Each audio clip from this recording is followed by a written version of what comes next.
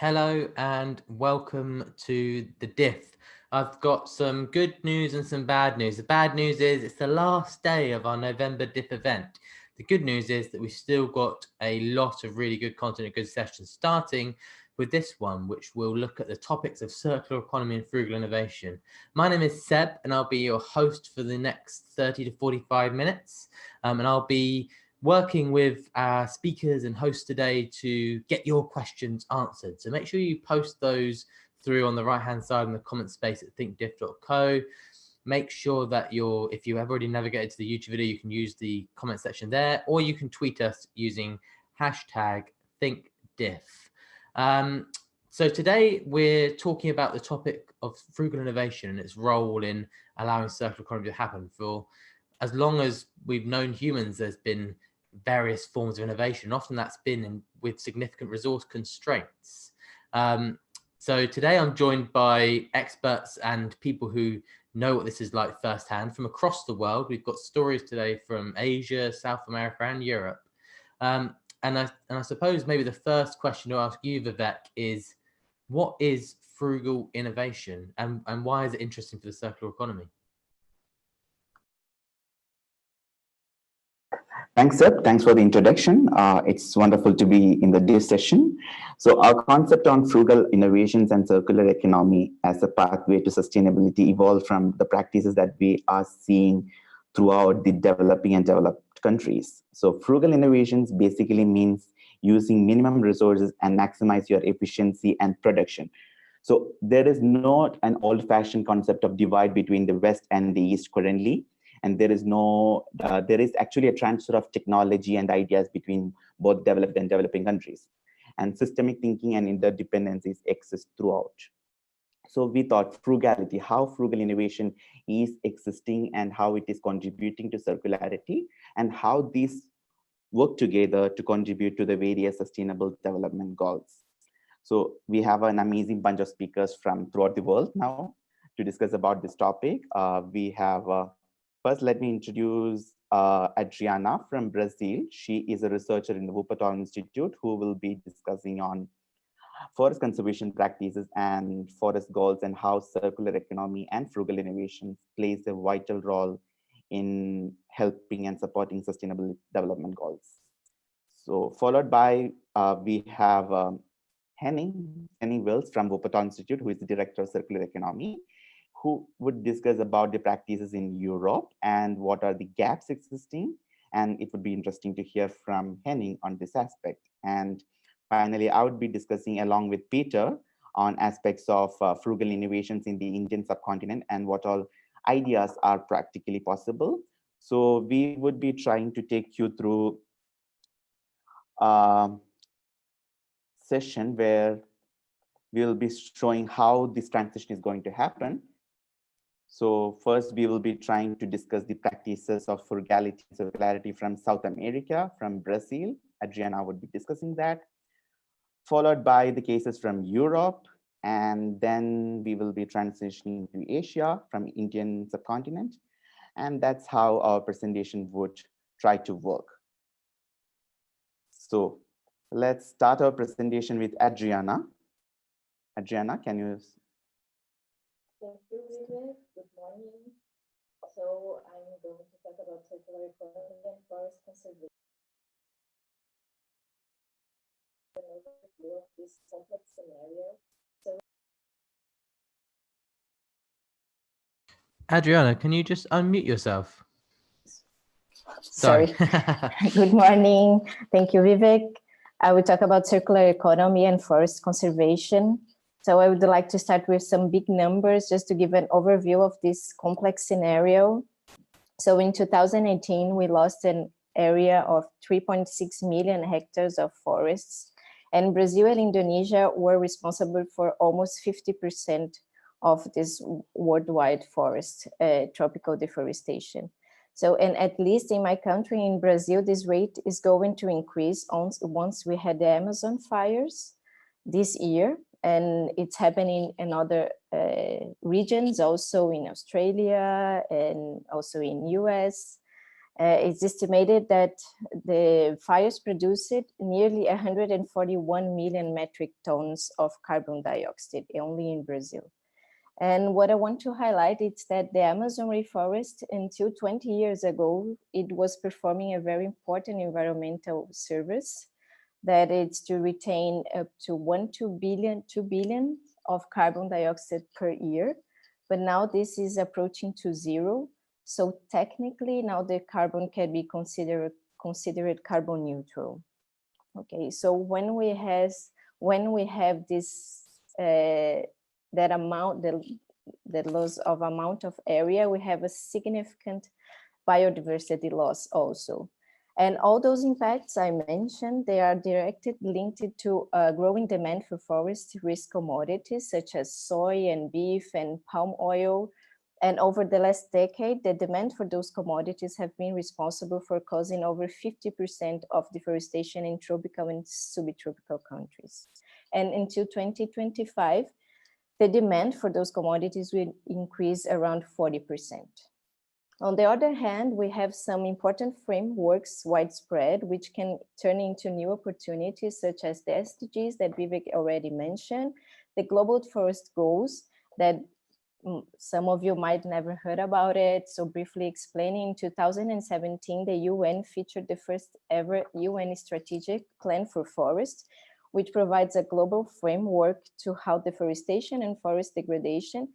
And at the heart of these strategic plans, we have those 6 global forest goals and 26 targets to be achieved into 2030, sorry. And they aim to contribute to progress on the SDGs, the Aichi targets, biodiversity targets, and the Paris Agreement. And last but not least, the UN declared it the decade of restoration from 2021 into 2030. That aims to massively scale up the restoration of degraded and destroyed ecosystems. So the link here with frugal innovation that Vivek already mentioned also, and forest conservation, is how we are going to use technology and less land to produce more food and upcycle degraded land into productive areas. And also rethink the traditional model of forest risk commodities production. So we can develop a vision underpinned by circular economy principles to curb deforestation and promote land restoration in all degraded biomes. This is an important point, not only in forests, but all biomes. And how do we do that? So today I would like to highlight 3 main measures. The first one we can talk is sustainable intensification. So how to produce more food based on a sustainable business model. About 40% of the carbon stored is in the soil. So we are talking about a very effective adaptation measure. That's why you have to guarantee a soil to soil cycle and maintain the ecosystem regeneration capacity. And most importantly, the implementation of this business model requires stakeholder approaches. So together also with risk and impact assessments. The second would be enhance the ecosystem resilience. So we have to achieve land degradation neutrality and guarantee food security. And for that, we need to use landscape approaches which aim to improve human well-being in a broad sense, rather than just minimizing only environmental impacts. So in this topic, we have a few gaps, such as how to measure a successful restoration area, like methodologies, which criteria, KPIs, social and environmental impacts assessments, again, like the effects in different biomes, the central role of communities, and also regarding the national and subnational commitments to restore degraded landscapes, what would be an effective commitment? For example, in my country, in Brazil, 82% of the promised restoration is actually monoculture plantations. And in China, this figure can be more than 95%. And the third one would be to close the loop within this commodity supply chain, and most importantly, to tackle the social impacts in the whole value chain. We have to disrupt the traditional model that is supplying commodities for further processing and generate values away from its origin. And at the same time, enable a long-term value creation through an inclusive bioeconomy, apply it to ecosystem service. So the big gap here is how to monetize natural capital. And about the social costs. Okay, so we apply the frugal mindset. How do we achieve systemic changes in the value chain if you don't know the actual costs? So we have a big challenge here to use a community-based approach, and stakeholders have to be included in the solution design to upcycle this degraded land and to produce food. Okay, so I would like to briefly talk about a study case in Brazil. For frugality approaches, we have one very quick question, Adrian. I'm really sorry to interrupt you. Just as something online that sort of speaks to this. Who are just so we're clarified, who are the key stakeholders that you're talking about there when you talk about bringing people around the table? If we think about the forest risks, the commodity supply chains, the producer and local communities mainly, because they have to be closer to the retailers and the consumers. So for this approach, we are mainly talking about the most affected people in the field. So the people extracting the resources and the people who live in the area where the resources are being extracted. Thank you, that's really helpful. So as I was saying, in Brazil, we have some good examples for take-back schemes with tires, oil, and pesticides packaging. But today I would like to comment briefly on a successful case, community-based approach. The company is Natura. I think Natura is very well known for everybody. It has developed a project that pays for carbon offsetting in its production chain, known as circular carbon, that remunerates communities for environmental conservation. Okay, that in 1 year, current Natura has close to 6,000 supplier families, and in 2018 were distributed nearly 8 million euros, which represents income of almost 700 euros per family per year. So the rate of deforestation of those areas correspond to less than half of the average of deforestation rate in the surrounding areas, and avoided emissions of almost 100,000 of carbon dioxide. So that's it for me. Yeah. Thank you. I will hand over to Vivek again. Yeah, thank you, Adriana, for that. It was really inspiring to hear about the forest goals and how it's connected to the circular economy and frugal innovation part, and how we are trying to achieve sustainability. Now let's navigate to Europe, where Henning would be discussing the present major issue, which is the plastic waste, and how projects are trying to manage this, and is there frugality existing, or are there any gaps existing for this? So over to you, Henning. Thank you very much, Vivek. I'd like to talk a little bit about the European perspective on circularity and plastics, and especially what happens if you lack ideas for frugal innovation. Obviously, plastics is a topic everyone talks about, and there's an urgent need for action. Sorry, Henning. Sorry, just I feel like you've got a microphone on your headset there. I think if you could just move it down a bit. Oh, I hope that's better. Yeah, we can hear you a bit clearer. Thank you. Yeah, so obviously plastics is a topic that everyone talks about, and there's an urgent need for action. In 2018, the global production was about 380 million tons, and only 15% of that was recycled, leading to massive environmental problems that we became increasingly aware of over the last year. And at the same time, we need plastics for sustainable resource management. Our problems would become even worse if we would switch completely to more resource-intensive materials like metals, or even to bio-based materials. And exactly on this issue, I'd like to share with you some experience from my home country, Germany, the self-proclaimed world champion in recycling. Here we have a recovery rate, for example, for plastic packaging of 99%, but nevertheless, we're far away from closed material loops.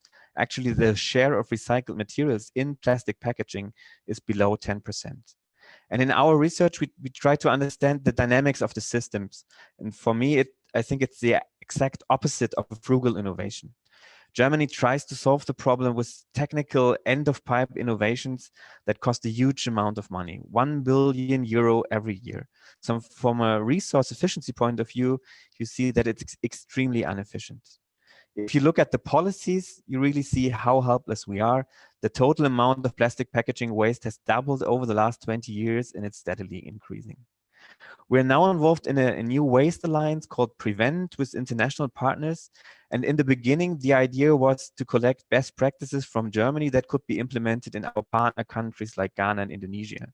But we're increasingly realizing that it should be the other way around. Germany is discovering its need for frugal innovation. So my key message, don't trust too much in technology. On a global scale, we need more efficient systemic innovations, and frugality should become a key criterion for further research, development, and of course also for policymaking. Back to you, Vivek.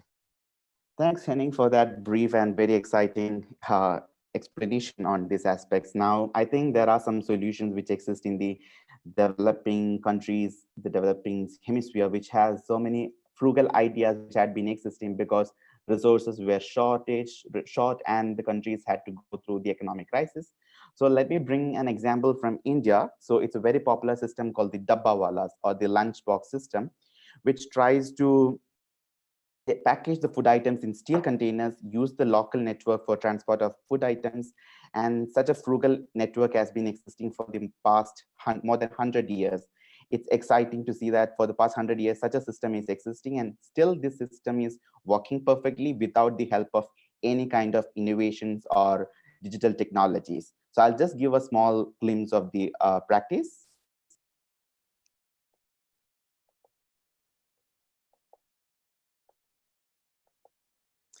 Yeah, so as you can see, this is the amazing Dabbawala system from India. So it's very popular in Mumbai. So as you can see, the system of dabbas has been existing for more than 100 years. How it happens is you collect the material from the homes or the restaurant which produces the food items, you pack it in steel containers, transport it by cycle without the use of any motorized vehicles. That means less fossil fuel usage.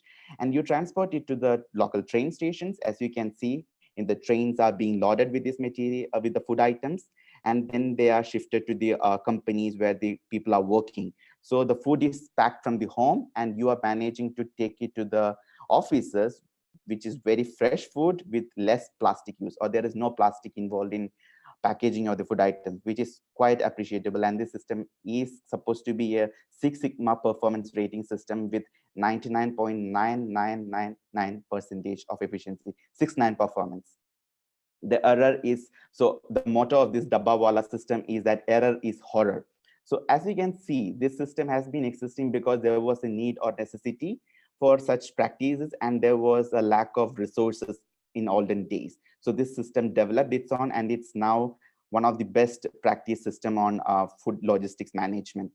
At the same time, they are also involved on different practices, like they take back the reverse logistics, like they take back the dabbas back to their back to the homes where the food came from, and also they are involved in other sustainable initiatives inclusive of the social inclusivity, for example, including the vulnerable communities in their program, and they also deliver organic raw materials for the food, to name a few. So this system is quite unique, and it could be replicated in any part of the world.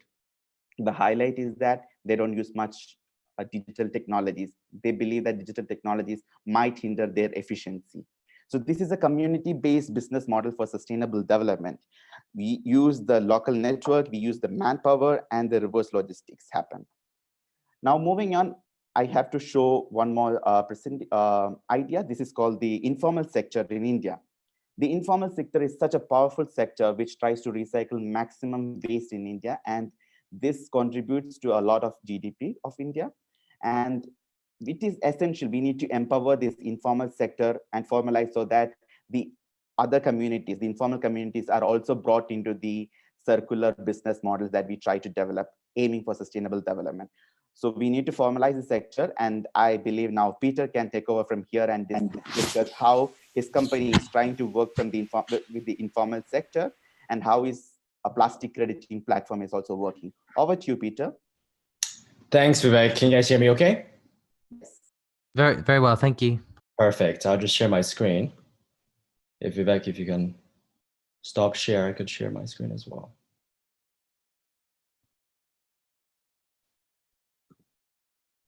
Thank you.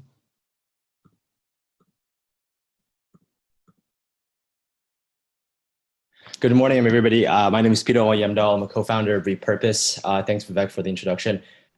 We are a global community of conscious consumers and businesses going plastic neutral.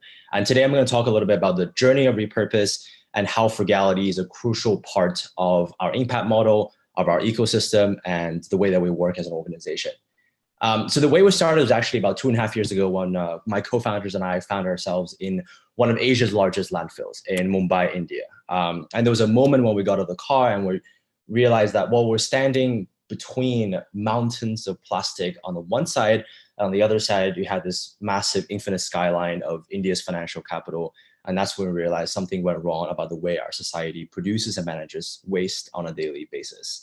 And just as we were coming out of the landfill, we struck up with waste pickers. And this was the first time we had seen members of the informal workforce, and struck up a conversation with one of them. I still remember his name was Bilal. And at one point during the conversation, he pointed to the big sack of plastic bottles on his back and said to us, "Hey, you probably threw away one of these bottles after using it for 15 minutes, but this has been my work and my livelihood for the past 20 years. And that for us really formed the backbone of who we are as a social enterprise today, because we realized that the informal sector picked up where we had left off as a society and actually started dealing with the consequences of our consumption, all because of a lack of financing and funding for formal infrastructure for waste management, collection, and recycling. And they do a great job at it. In Delhi, for example, in India, over 15% of entire solid waste management is actually managed by the informal sector. And about $5 million per year saved because of that. So they play an important role and will continue to do so going forward. But I thought I would take you guys through a little bit of a case study about what frugality really means, because they were frugal not because they wanted to, but because they had to. So looking to Mumbai, which is one of the most vibrant shadow recycling sectors, Bombay as a city was a maritime trading hub under colonial rule, but when after India gained its independence, the city's manufacturing industries boomed and became a major job destination. As people actually moved in, the infrastructure started deteriorating because it was overloaded. Haphazard developments of slums and proliferation of informal settlements, and managing waste was an equally haphazard affair. The landfill that I had mentioned before, Dabbawala East, it has that area has a life expectancy of 35 years old, which is essentially about half of the city's life expectancy. But even when that's happening, informal workforce actually recognize the value in such an environmental problem and started picking up the waste and recycling it. Even if they're homeless or extremely underprivileged, I mean, these informal workers got to understand waste as a material, paper, plastic, metal. And I've seen firsthand waste pickers who can sort waste into 40 different categories with their eyes closed. And that's an insane thing, because the amount of tacit knowledge that informal workers have gained because of our environmental problem is incredible. And one of these slums actually turned into one of the industrial powerhouses, especially with the recycling sector in focus, $1 billion plus GDP, and 2 million people in the area called Dharavi, in a space that is as big as maybe Soho in Manhattan in New York City. So they're doing great stuff. I mean, there's obviously a lot of things that are missing in terms of ethicality, and they can be further empowered to take on a much bigger and central role in tackling the plastic and the waste problem in the developing world. And there are amazing organizations that are doing that. And they're great at building recycling systems, great at engaging informal workforces, but are simply underfunded. And their story, adventure stories, are also a story of frugality, because they have never been in the limelight of the global circular economy picture. It had to be, hard for them to raise capital, and they had to kind of, do things the hard way and build a business from the ground. But we need to empower them to actually have a fighting chance to be able to enable ethical and efficient waste management in the developing world. So that's kind of all the story came together, and that's where Repurpose comes in as the world's first plastic crediting platform. So we are essentially a platform, a connector between two players: plastic waste producers on the one side and plastic waste removers on the other side. And the way it works is very simple. For every 25 cents contributed to the platform, we guarantee to remove and recycle 1 additional pound of plastic waste, otherwise landfilled, burned, or flushed into the oceans, in collaboration with our vetted partners on the ground. So what it does really is that we are unlocking crucial climate finance from conscious consumers and businesses who want to go plastic neutral and take impact and create impact now and deploy money on the ground into organizations to actually help them scale up further, all behind the idea of plastic neutrality and recycling and creating quantifiable impact on the ground. So currently working with countries across Asia, Africa, and South America. We are growing as a global platform. Yeah, so I'll end there with a short case study about how exactly it works on the consumer side. So we work with a lot of different kind of players, but especially with consumer goods companies who can actually measure their plastic footprint with us, with their product packaging, compensated for essentially about 50 cents per kilogram. And we work with organizations on the ground to actually intercept and recycle, especially low value plastic waste that would have otherwise definitely ended up in the environment if it wasn't for the contribution of offset payments in order to actually subsidize the operations of plastic waste otherwise that don't have value in the supply chain. So yeah, that's just a little bit about repurpose and a lot about the story. Yeah, if you guys are interested, we'd love to kind of, it's repurpose.global and feel free to contact us. But thanks so much. Thank you, Peter. Thanks. Just a quick clarifying question from me, Peter. Yeah. I guess some of our audience at home might be thinking, or may even be writing questions as we speak. The example of waste of people collecting waste in the informal sector in countries in Asia and Southeast Asia. Yeah. It's an example of frugality, but as you kind of said yourself, out of necessity. Is the answer to that? Is that a positive story about frugality? I suppose is my question, or how do we frame that positively? Yeah, I think what I meant by necessity is not that it's negative. It's more that it's more the source of where the frugal innovation was motivated from, right? I think I'm painting a very positive picture, not negative at all, in the sense that I think that it is from any waste management system in the developing world that does not involve the informal sector will not work at scale. And they, the necessity was the reason why they got started. And they had to be frugal because frugal literally meant that they had to use waste. And nobody grows up or, and think about, hey, I want to work in, and in waste picking, right? That's what I meant by necessity. But what I mean going forward is that, that frugal thinking is something, and the tacit knowledge, the informal knowledge that is not captured in the formal circular economy white papers is something that is important to actually consider and keep in mind going forward. Thanks for that, Peter. That's helpful. So thanks, Peter, for that great examples that you have shared. So we basically believe collectively that frugality and circularity complement each other, or frugality supplements circular economy, so that it can fit into the local conditions. So those ideas which are generated in these economies, developing economies, where because there was resource shortage and the resources were scarce and they had to use the available resources to develop their economies. So that could be the ideal situation that we are facing right now. We are having lack of shortage of materials in different scenarios. So to idealize this concept of frugal innovation, to use minimum resources and maximize your efficiency of production, or maximize your efficiency or utilizing materials, that's what we are trying to aim. So frugal innovation is a vital component with different concepts from different countries playing a vital role. And this is how we can forecast for the future sustainable development goals also. We've got a question in online from Freya. And I think it's picking up on something you said, Henning. Her question is, should we be afraid of technology? And if so, what is what's your view on the future role of technology?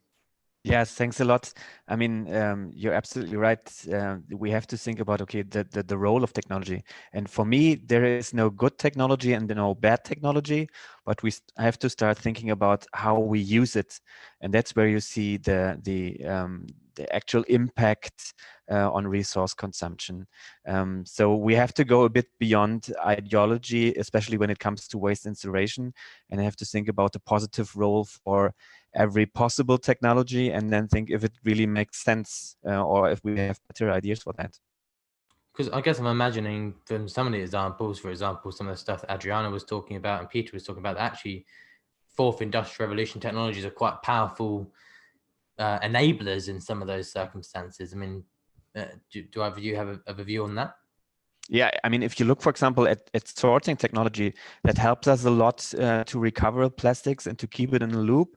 At the same time, for example, in Germany, we became extremely lazy in sorting our waste because we always think, okay, a machine will do it.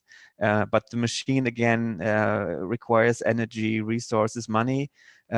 So these dynamics is something that we have to carefully keep in mind if we design the system. So there's another question here that's from Scarlett, and she is asking, how do people who are not in a circumstance where they have to be frugal get inspired by frugal innovation? I guess the other way to phrase that question, I'm not sure who the best panelist is to take it. The other way to phrase that question is, how might you get started in applying that mindset? Maybe I could jump in if it's possible. I have some thoughts about this. I think that the way that you think about frugal innovation in a maybe non-frugal context, think about Europe, for example. I think it's the best example that I was speaking with other panelists before this call as well about, which is the fact that if you think about it, it's like a lot of circular economy in Europe is thinking about, you know, using technical equipment, using large-scale infrastructure, large-scale investments, but if you think about the value chain of avoiding, like, take one material, plastic waste, into the conversation, at which point is it the most cost effective, at which point is it the most impactful, is to avoid plastic from being produced in the first place. And behavioral change, I think that's one really big element that is, if you think about it, is quite frugal in nature, because behavioral change is something that is not a large scale investment into infrastructure. It's something different altogether. Yet incredibly important, because a consumer, or, you know, educating, or, you know, somewhat kind of enabling consumers to take a different choice and to avoid plastic in their everyday life means that that item will never be produced in the first place. And you don't need large scale infrastructural investment to deal with that item of plastic waste, if we're able to kind of think about behavioral change intervention. So that's just one example of how you can think about identifying, like, I guess, low monetary investments, I suppose, in the circular economy in a non-frugal setting, and to enable that thinking. Anyone else have, that feels like quite a question that could be taken up by, I mean, I don't know if you have a view on that, Vivek or Adriana? Yes, I was thinking more in the natural resources approach also, because we are talking about materials, but when we go to countries that are big agricultural commodities producers, we have to think about, as I said in the beginning of the supply chain, so how will you use less resources such as water and soil and everything to produce more food that is projected until 2050 or something like that. So I think that we need also to look for the natural resources approach, not only the materials one, because, and looking to the social impacts, as Peter also mentioned in his talk, like this, the formal circular economy papers, they don't talk much about it, but those are the ones most affected by the whole complex supply chain, as we said. I'm just thinking, just a question just popped up in my mind. There's a couple of other great audience questions that have come in, and I'm going to get to those and say thank you so much to people watching at home and in your offices who are sharing those. Can you, I mean, do you, let me see how my phrase. I'm just thinking about this connection between circular economy and frugal innovation. It feels like much of the thread of this conversation has been, how do we embed frugal thinking to enable and help support some of the circular economy transitions, business models, designs, etc. that are happening? Does that also mean, in your views, collective views, that actually the applying circular economy principles is essential to enabling the right kind of frugal innovation? Does that question make sense? Is that my follow-up question to my question? I can just hop in over there. So it's maybe the other way, like the frugal innovations help in achieving the circular economy. In the sense, for example, about the lunchbox system that is right now developed that is existing in India, that has become so, some companies have already started working on ideas in UK on using this model so that they can provide healthy food. So the idea is how you can find all the available solutions throughout the world and which can be reproduced in other sections or other parts of the world. That's the whole idea. And it should be, you cannot transfer any idea from a developed country directly to a developing country and the other way, the vice versa. It's all about adaptability to the circumstances, adaptability to the geography, culture, the social circumstances. And then this idea will be a success. The frugal innovations really empowers circular economy. And thereby, we believe circular economy is the key to sustainability, sustainable development goals, with all the climate, new studies coming out, dealing with circular economy for mitigating climate change. I think this is one of the great ideas that anyone can adopt throughout the world. Only it's about adaptability. So we've got a question in here from Stephen.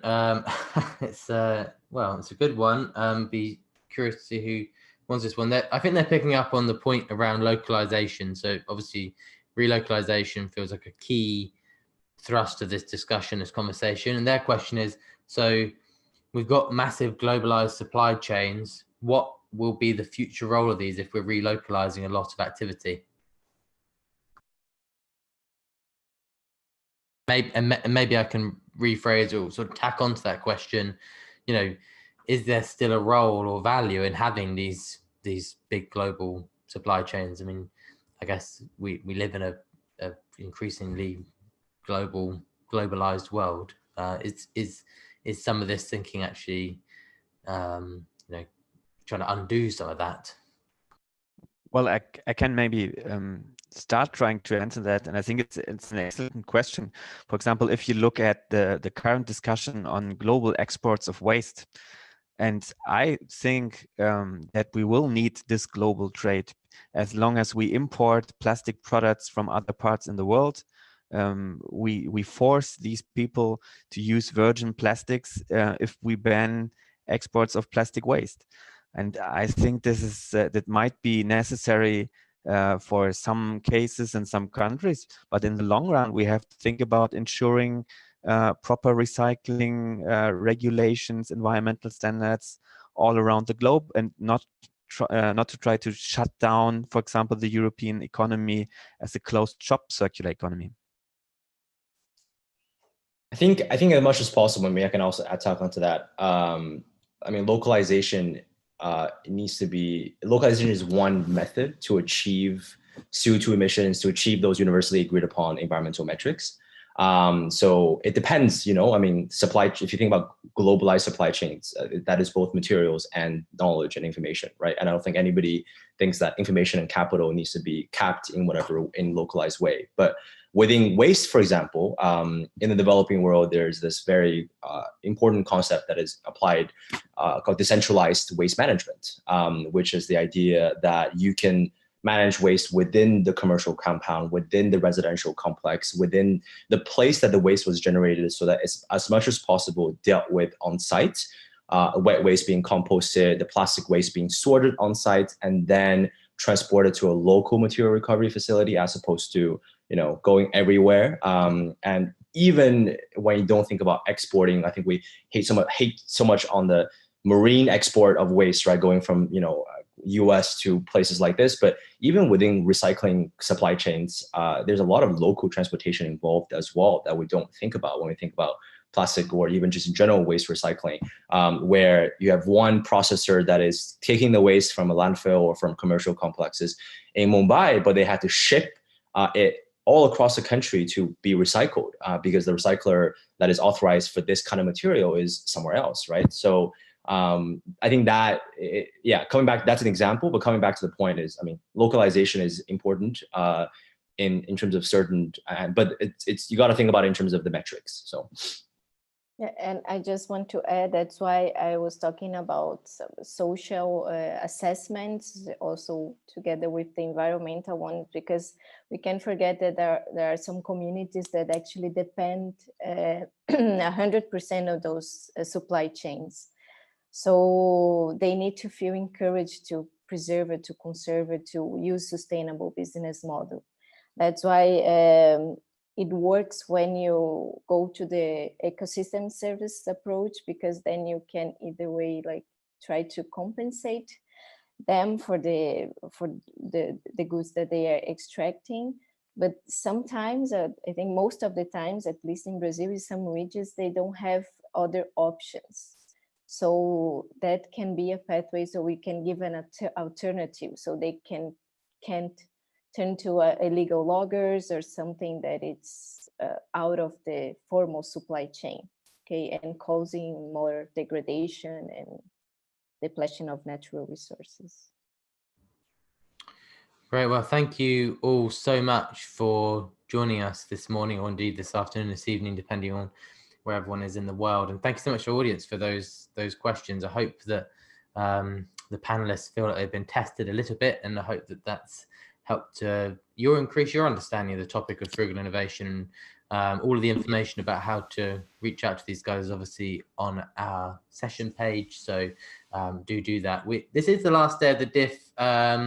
We do have a few more sessions left, and I want to just highlight a couple of those, right, starting shortly at 11 a.m. GMT, so in about 15 to 20 minutes time. We are looking at Hexagrow, homegrown urban farming solution, growing vegetables in a pot in your home. So check out their innovation.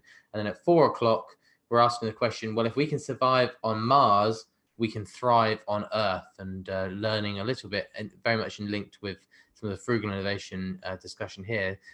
You know, when you go and travel in space, you've got a lot of finite things to work with, and what are some of the lessons we can apply to the way we design on Earth. So thank you so much again, once again, to our panelists in this session. Really look forward to seeing you all viewing at home or in your offices on the DIF again soon, and look forward to seeing you again on the DIF.